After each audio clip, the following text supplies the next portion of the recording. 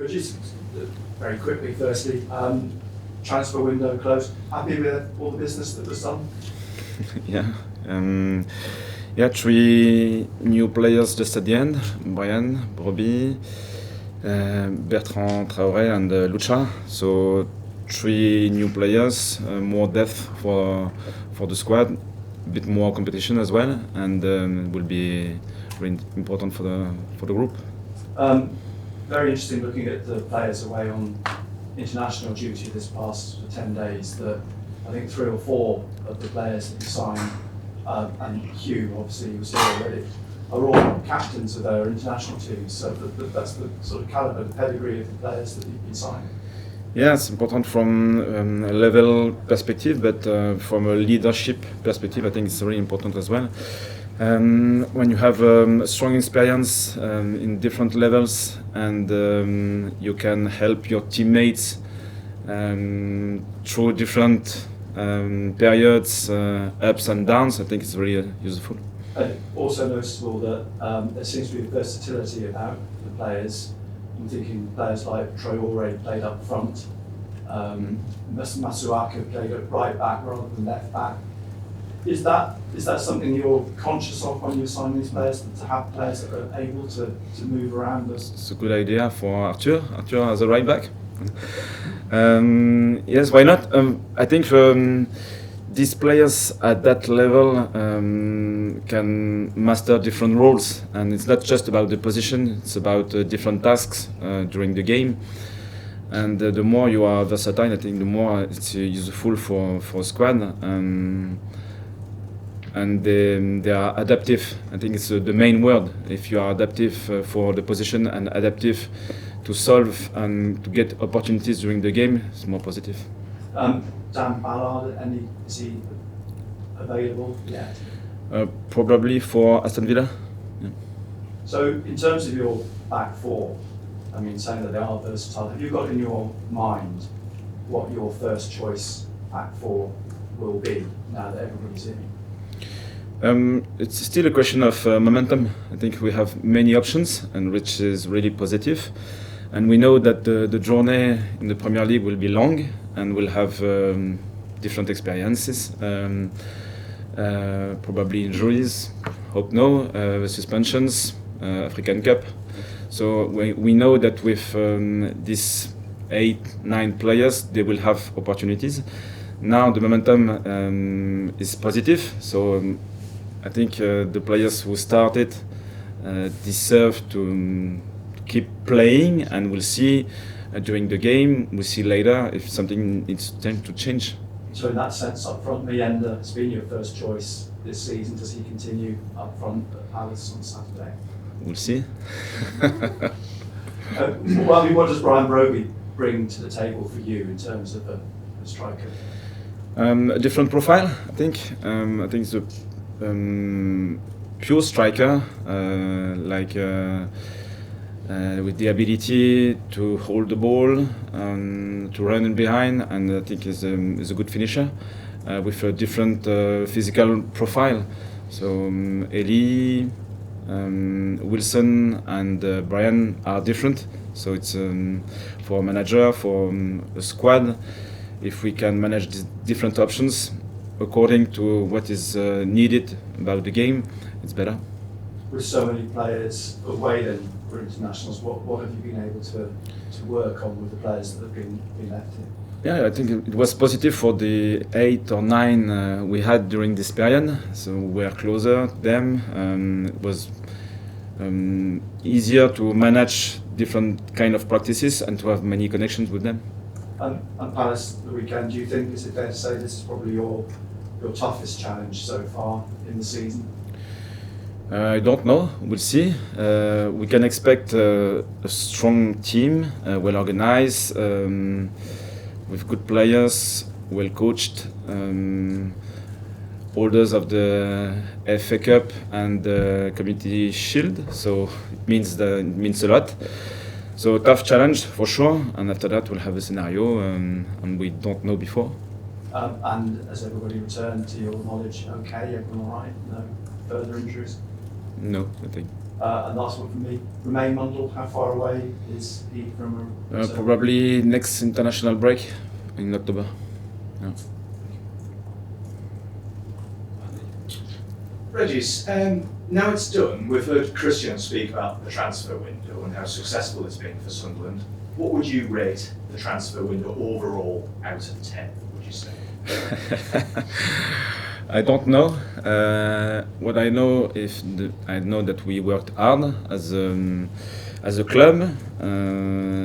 Every people involved in the process were really important, and many players signed. It was important to reinforce the squad for the new challenge.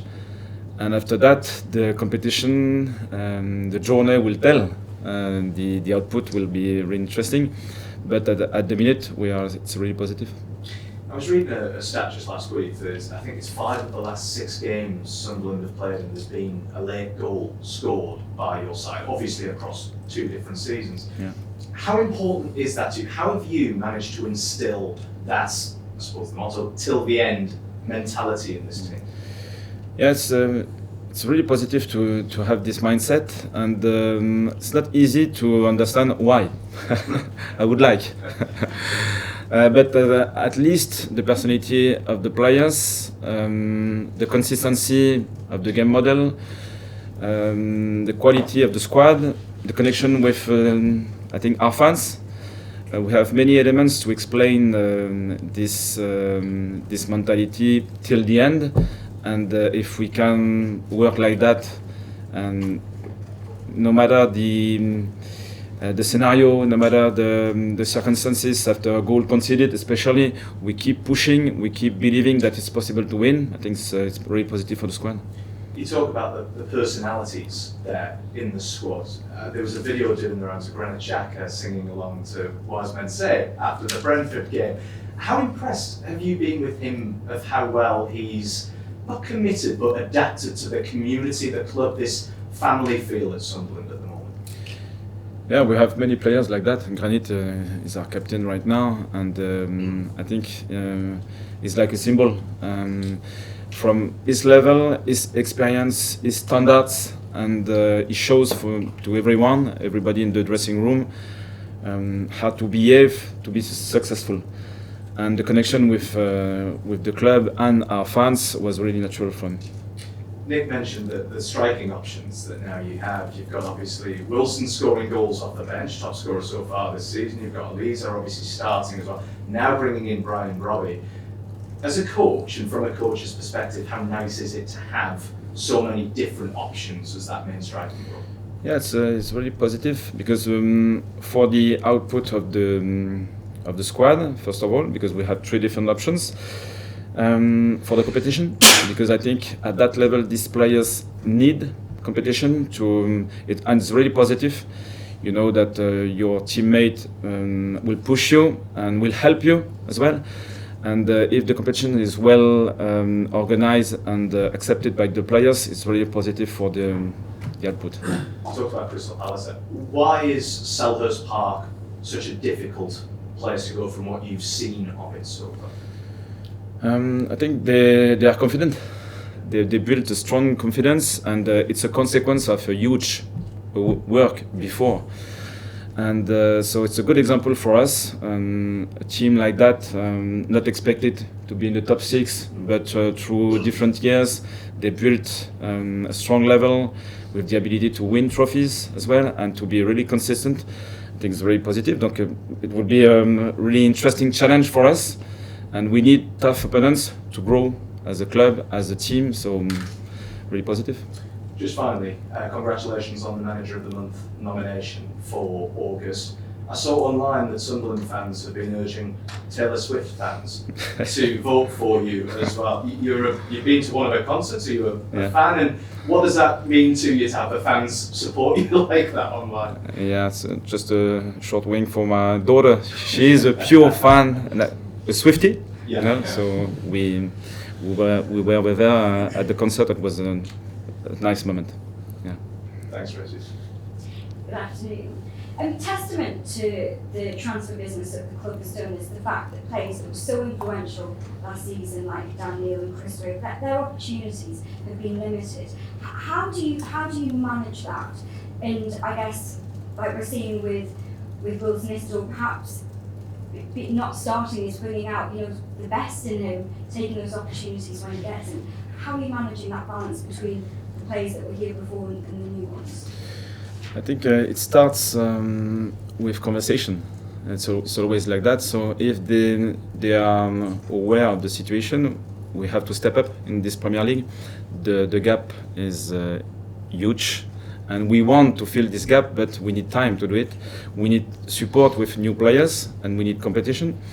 So, for example, we can speak about Enzo. Enzo didn't start. Wilson didn't start, but they trust the process, they trust the challenge through the squad and the way we organize the competition in the team. So they know that they will have the opportunity, they will have a challenge, they will have the support, and everyone is involved in the project. So at the minute, it's not difficult to manage this part.